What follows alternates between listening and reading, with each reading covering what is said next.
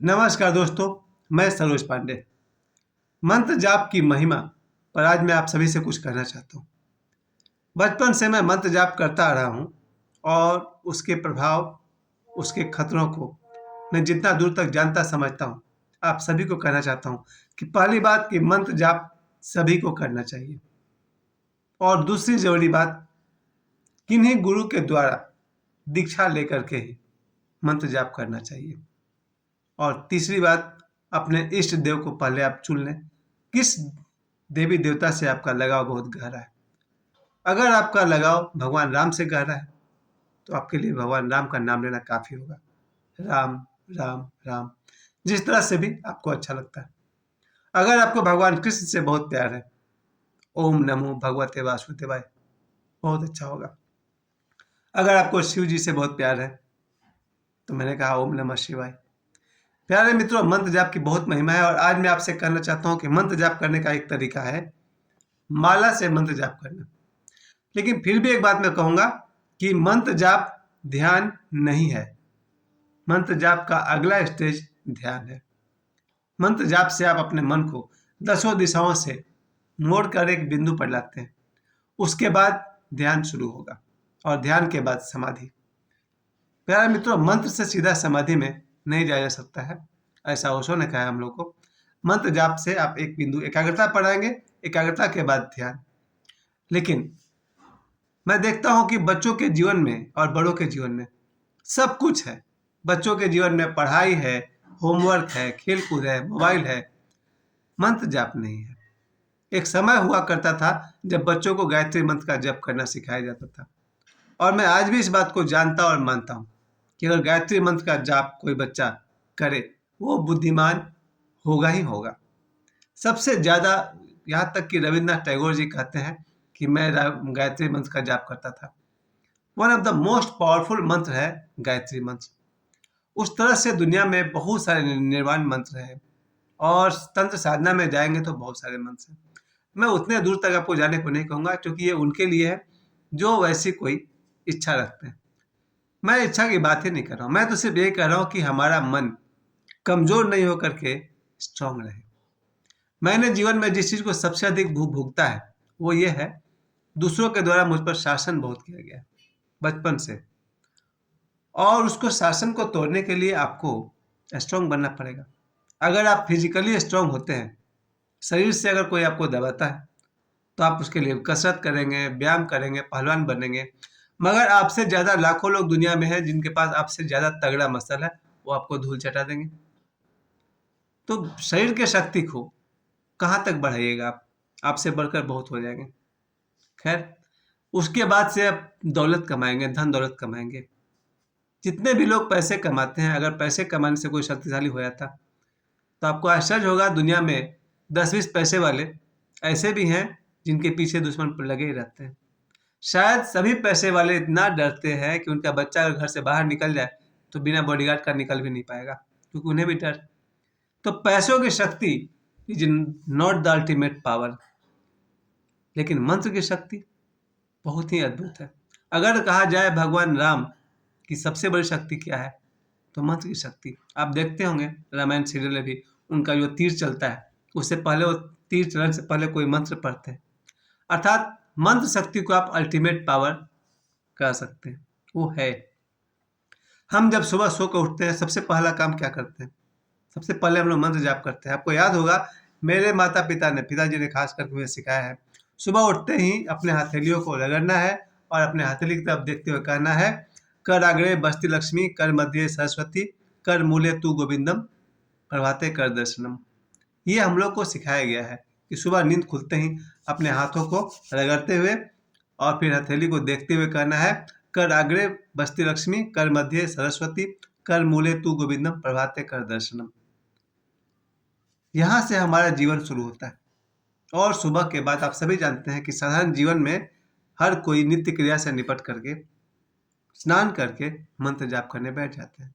कोई पूजा करता है, कोई हनुमान जी का, हनुमान जी के नाम पर तो एक से एक मंत्र है। अतुलित बलधामम हेम शैलाबदेहम, है ना, बहुत सारे मंत्र हैं हनुमान जी के नाम पर। भगवान राम के नाम पर बहुत सारे मंत्र हैं।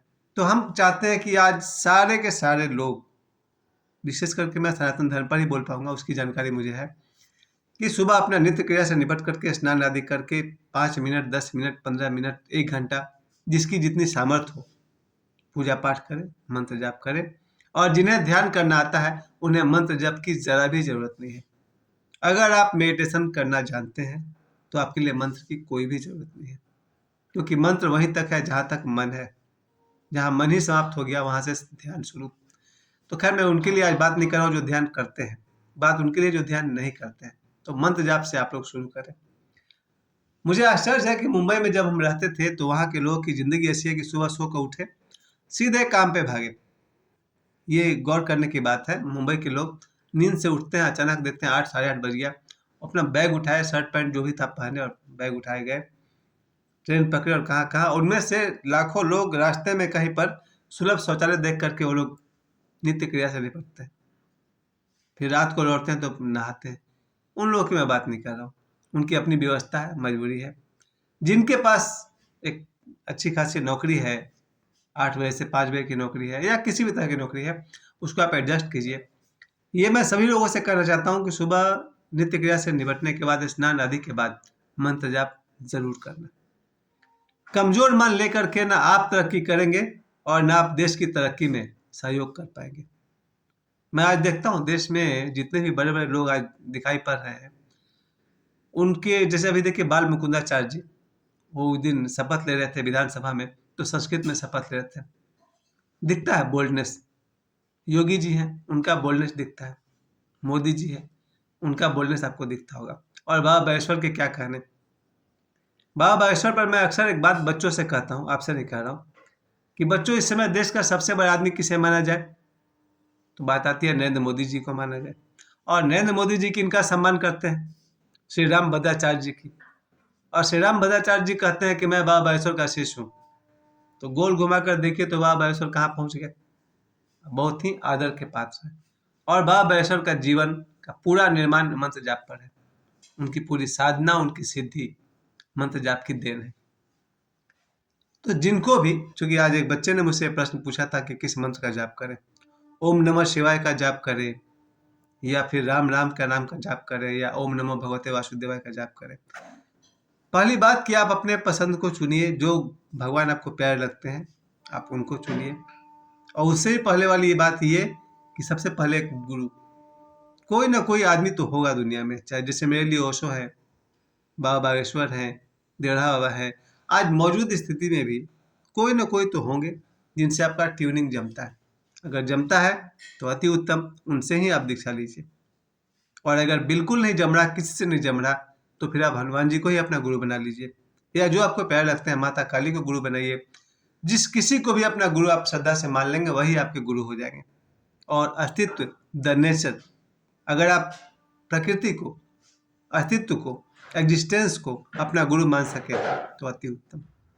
कोई समुद्र को अपना गुरु मान ले, कोई नदी को गुरु मान ले, कोई पीपल के पेड़ को गुरु मान ले, आप जिसे भी मान लेंगे वहां से भी काम चल जाएगा। क्योंकि श्रद्धा काम करती है। गुरु तो काम करते ही हैं, लेकिन आपकी श्रद्धा काम करती है। और ये बात मैंने इसलिए उठाई कि कमजोर मन से जीना, ये भी कोई जीना है।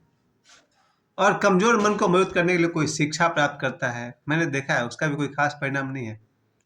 बहुत सारे आईएएस अफसर होंगे जिन पर मुकदमा चल रहा होगा, और मुकदमा चलेगा तो डर रहेगा, फिर मामला थाने में और कोर्ट में चला जाता है। शिक्षा से कोई चाहे क्या मजबूत हो जाए, पूरी तरह से नहीं हो पाएगा। शिक्षा का एक लिमिटेशन है। अगर कोई चाहे कि हम धन कमाकर शक्तिशाली हो जाएंगे, बिल्कुल मामूली बात है, नहीं है उसमें उतनी बात। एक से एक पैसे वाले दुनिया में हैं, 2 सेकंड लगा दुनिया से चले गए। तो न तो शिक्षा से आप ताकतवर बनिएगा और न धन से, मंत्र जाप से जरूर बन जाइएगा। क्योंकि शिक्षा आपसे अच्छा चीज है, बहुत दूर तक आपको ले जाएगा, एक अच्छी नौकरी दिला देगा, घर बंगला कार सब कुछ दिला देगा, but that is not the ultimate thing.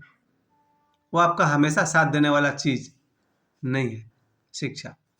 कहते हैं ना, एक मामूली सा एक्सीडेंट हो जाएगा और आपकी मेमोरी गई, आपके सारे मैथमेटिक्स साइंस खत्म, कोमा में इंसान चल जाएगा, फिर क्या करेगा। वैसी तरह से धन की बात है, धन है एक मामूली सा बात पर धन खत्म। लेकिन मंत्र जाप, जो व्यक्ति मंत्र जाप करते हैं, उस मंत्र जाप की शक्ति 24 घंटे आपके साथ रहती है। मेरा अपना इस बात पर दावा है, भरोसा है और पूरी जानकारी है। अगर कोई मंत्र जाप करता है, जैसे मेरे गुरुजी हैं ये अंगूठी देने वाले, वो चलते फिरते राह पर उठते बैठते भी मंत्र जाप करते हैं। तो जो व्यक्ति मंत्र जाप करते हैं उनका मंत्र जाप की शक्ति 24 घंटे उनके साथ रहती है। वो दुनिया में कहीं भी रहे, सड़क पार कर रहे हैं या कोई भी बात हो जाएगा, हमेशा सुरक्षित है। आज ही ओशो बता रहे थे अपने ओशो ध्यान योग किताब में कि जैसे ही हम लोग मंत्र जाप करते हैं, हमारे शरीर के चारों तरफ एक कवच का निर्माण हो जाता है। हालांकि ओशो ने वास्तव में कुछ और कहा था। ओशो ने कहा है कि जब हम लोग डायनेमिक मेडिटेशन करते हैं तो उसके फर्स्ट स्टेज जब हम लोग करते हैं तो हमारे शरीर के चारों तरफ एक कवच तैयार होता है। उसी तरह से जब हम मंत्र जाप करते हैं तो हमारे शरीर के चारों तरफ एक कवच तैयार होता है। उस कवच को कोई भी बुरी शक्ति भेद नहीं सकती। बहुत बड़ा ये विश्वास और की बात है कि जो मंत्र जाप करेंगे जल्दी वो बीमार नहीं पड़ेंगे। जो मंत्र जाप करेंगे उनका कोई जल्दी दुर्घटना नहीं होगा। जो मंत्र जाप करेंगे उनकी असमय मृत्यु नहीं होगी। क्यों? क्योंकि जो मंत्र जाप करेंगे वो गलत काम करेंगे ही नहीं। ध्यान दीजिए, ये तीनों चीज होता ही है गलत काम करने से। हम गलती करते हैं तभी तो बीमार पड़ते हैं। हम बुरे कर्म करते हैं तो ही हमारा एक्सीडेंट होता है। हम कोई ज़्यादा गलती करते हैं तो असमय मृत्यु हो जाती है। तो जो मंत्र जाप करते हैं वो न गलत कहते हैं, न गलत करते हैं, न गलत सोचते हैं। ऐसे में मंत्र जाप करने से आदमी स्वस्थ होता है, समाधिस्थ होता है, प्रसन्न रहता है। आज मैं जहाँ तक बोल सका अपनी समझ से वहाँ तक आपको ले गया। अंत में फिर से कहूँगा, मंत्र जाप बहुत खतरनाक है अगर आप बिना गुरु के कर रहे हैं तो। लेकिन अगर आप ईश्वर में श्रद्धा करके मंत्र जाप करते हैं तो फिर कोई खतरा नहीं है। मुझे समय देने के लिए आप सभी को बहुत बहुत धन्यवाद।